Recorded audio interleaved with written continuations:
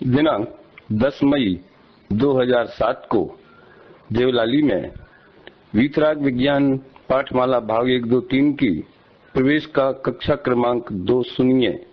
वीतराग विज्ञान पाठमाला भाग 1, आत्मा और परमात्मा तथा सठ आवश्यक। कल अपन ने पंडित दौलत राम जी द्वारा जो देव स्तुति लिखी गई है उसके अर्थ के बारे में चर्चा की थी और तत्संबंधी प्रश्नोत्तर भी अभी आपसे पूछे गए, लेकिन ऐसा मालूम पड़ा गया भी आपकी उसकी पर्याप्त तैयारी नहीं है। एक बात ध्यान रखिए, यदि ये प्रश्नोत्तर यदि आपको अच्छी तरह तैयार होंगे तभी आप एक सफल अध्यापक बन सकेंगे। इसलिए अभी तो कोई ज्यादा पाठ योजना वगैरह का बोझा आपके पास है नहीं, तो आप ज्यादा से ज्यादा समय इनकी तैयारी में लगाएं। कल से मैं भी स्वयं प्रश्नोत्तर करूंगा, मास्टर साहब तो करेंगे ही, बाद में आने के बाद में 2-5 मिनट मैं भी सैंपल देखूंगा कि क्या स्थिति है, आज अपन को आत्मा और परमात्मा जो इसमें दूसरा पाठ है वीतराग विज्ञान पाठमाला भाग 1 में, उसकी चर्चा करनी है। देखिए पुस्तक में पेज नंबर 7 पर है ये अपभ्रंश भाषा के महाकवि हुए मुनिराज योगींदु और उनके द्वारा लिखा गया परमात्मा प्रकाश नाम का शास्त्र है, उसके आधार पर ये पाठ लिखा गया है। वैसे ये बात अकेले एक ही जगह आती हो ऐसा नहीं है, पूरी जो जिनागम परंपरा है वो आत्मा के 3 भेदों की चर्चा करती है। तो इसमें थोड़ा सा उनके बारे में परिचय दिया है। 6वीं से 11वीं शताब्दी के बीच में उनका काल माना जाता है। अभी बड़ी समस्या है, 6वीं से 11वीं शताब्दी तक कितने वर्ष हो गए? 500 वर्ष। अब 500 वर्ष में वे कब हुए ये पता नहीं। आज जैसी जो व्यवस्थाएं हैं कि लेखक का पूरा जीवन परिचय भी उसकी कृति के साथ में दिया जाता है, पहले वो परंपरा नहीं थी। इसलिए किन आचार्यों ने इसका उल्लेख किया है परमात्मा प्रकाश शास्त्र का, तो जिसने उल्लेख किया हो उसके पहले हुए होंगे। तो उनने किसका उल्लेख किया है, तो उनने जिसका उल्लेख किया हो उसके बाद में हुए होंगे। इस पद्धति से अनुमान लगाया जाता है कि ये 6वीं से 11वीं शताब्दी के बीच में हुए थे। और कुंदाचार्य देव ने जिस अध्यात्म शैली की प्रतिष्ठा जैन वांग्मय में जिनागम में अपने यहाँ की इस युग में, उसी अध्यात्म धारा को इन्होंने और आगे बढ़ाया। उसी धारा में इन्होंने और ज्यादा ग्रंथों की रचना की, जिसमें परमात्मा प्रकाश और योग सार ये 2 ग्रंथ बहुत आध्यात्मिक ग्रंथ है, अत्यंत सरल ग्रंथ भी है। इन पर पूज्य गुरुदेव श्री के प्रवचन भी हैं, बहुत सरल भाषा में, बहुत सरल विषय में। इस तरह इनका छोटा सा इसमें सामान्य परिचय दिया है। अब आत्मा और परमात्मा के बारे में इसमें क्या बताया गया है, कोई भी दर्शन हो गए, दर्शन माने फिलॉसफी जिसको आप कहते हैं, उसमें आत्मा है कि नहीं, पुनर्जन्म है कि नहीं, ईश्वर है कि नहीं, ईश्वर है तो कैसे है, आत्मा है तो कैसा है, इन सब बातों की चर्चा फिलॉसफी में होती।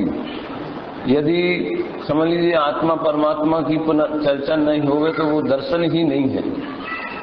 अन्य अनेक दर्शनों ने अपने अपने हिसाब से आत्मा क्या है और परमात्मा क्या है उसकी व्याख्याएं की हैं।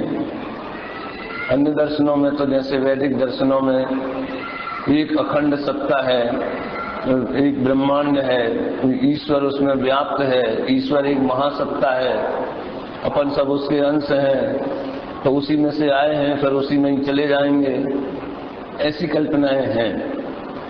इसके विरुद्ध जैन दर्शन में जो आत्मा और परमात्मा की व्याख्या है वो बहुत ठोस और व्यवस्थित है। यूं कहो ये तो सर्वज्ञ भगवान के द्वारा कही गई बात है, और अपन तर्क से और अनुमान से सोचें तो भी ऐसा लगता है कि हाँ यार ये बात सही होनी चाहिए। इस तरह अपने यहाँ देखिए पाठ की शुरुआत कैसे की है। एक शिष्य और गुरु का ही इसमें संवाद लिखा गया है, और नाम वो ही रखे हैं कौन से जो एक्चुअल में थे। योगेंदु नाम रखा है गुरु का और प्रभाकर नाम रखा है शिष्य का।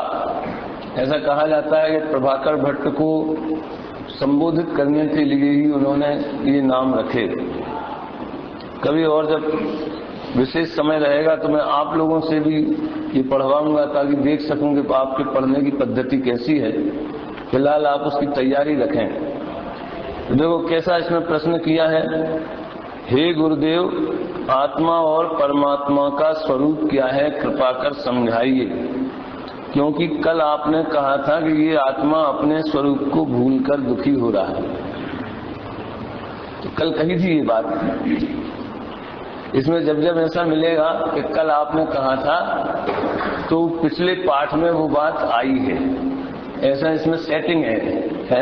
कल कहा था ना, मैं भ्रम्यो अपन पो विसर आप, मैं अपने स्वरूप को भूलकर दुखी हुआ, आत्मा को भूलकर दुखी हुआ। तो अपन पो माने आत्मा क्या है, और जिनकी स्तुति की है परमात्मा की, कि आत्मा और परमात्मा में अंतर क्या है। ये सब बातें समझने से ही जैन दर्शन का, धर्म का स्वरूप विशेष ख्याल में आता है। हे प्रभाकर भट्ट, आत्मा को समझने की इच्छा तुम जैसे मुमुक्षु के ही होती। जिसने चेतन स्वरूप आत्मा की बात प्रसन्न चित्त से सुनी, वो अल्पकाल में ही परमात्म पद को प्राप्त करेगा। आत्मज्ञान के समान दूसरा कोई सार नहीं है। अब इसमें उत्तर नहीं दिया, लेकिन उत्तर के लिए एक बहुत बढ़िया प्रेरणा की कि ऐसी बातें सुनने लायक हैं, समझने लायक हैं। और जैसा कि ये छंद यहाँ लिखा हुआ है पद्मनंदी आचार्य का, तत्प्रति प्रीति चित्ते ने ये न वार्ता ही श्रुता, ये लिखा है देखो इधर इस साइड में। उसी का भाव यहाँ पे रख दिया है। जिसको देखो भव्य कौन है, अभव्य कौन है, जल्दी मोक्ष जाने का काल किसका है, तो जिसको आत्मा की बात सुनने में प्रसन्नता का अनुभव होता है। जैसे विद्यार्थियों को अपना रिजल्ट सुनने में प्रसन्नता का अनुभव होता है, व्यापारियों को शेयर मार्केट के भाव सुनने में जब ऊंचे जाते हैं तो प्रसन्नता का अनुभव होता है? बच्चों को और जिनको क्रिकेट का शौक है तो उनको जब वो क्रिकेट के बारे में भारत जीत गया सुनने में कैसा लगता है।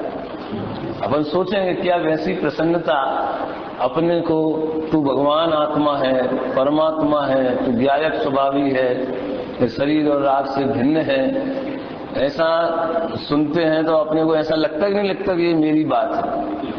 अभी तो अपने को ऐसा लगता है कि तो प्रवचन चल रहा है, अभी अपन उससे डिस्कनेक्ट रहते हैं, उससे अपना कोई अंतर का संबंध नहीं जुड़ पाता।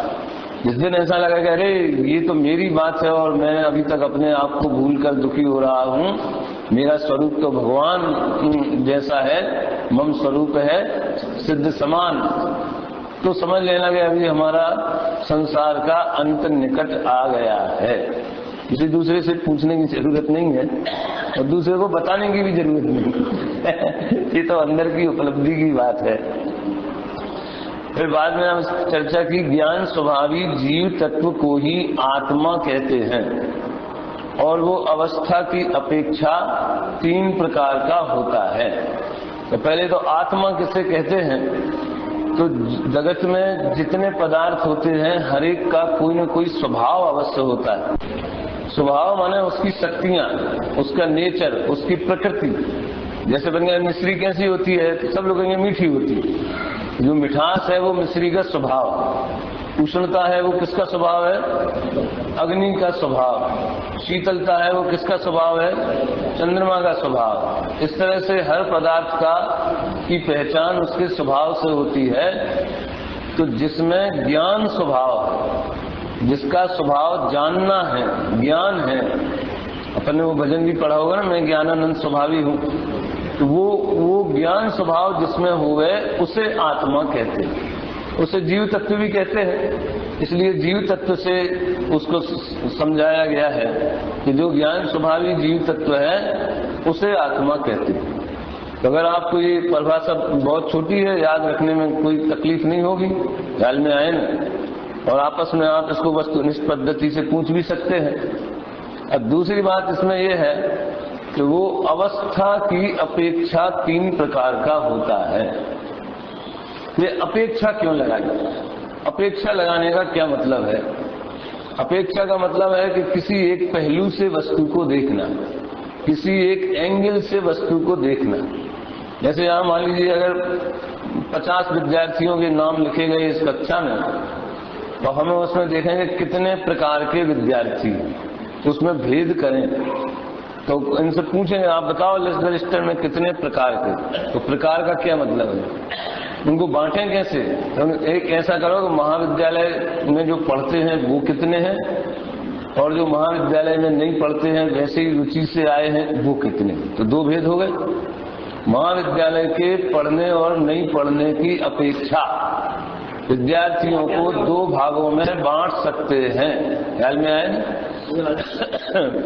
इसी तरह और भी गवर्नमेंट वो जनगणना करती है तो कितने अपेक्षाएं लगाती है कि ग्रेजुएट कितने हैं, नॉन ग्रेजुएट कितने हैं, इतनी तनख्वाह वाले कितने हैं, इतनी तनख्वाह वाले कितने हैं, स्त्री कितने हैं, पुरुष कितने हैं, समझ में आए ना?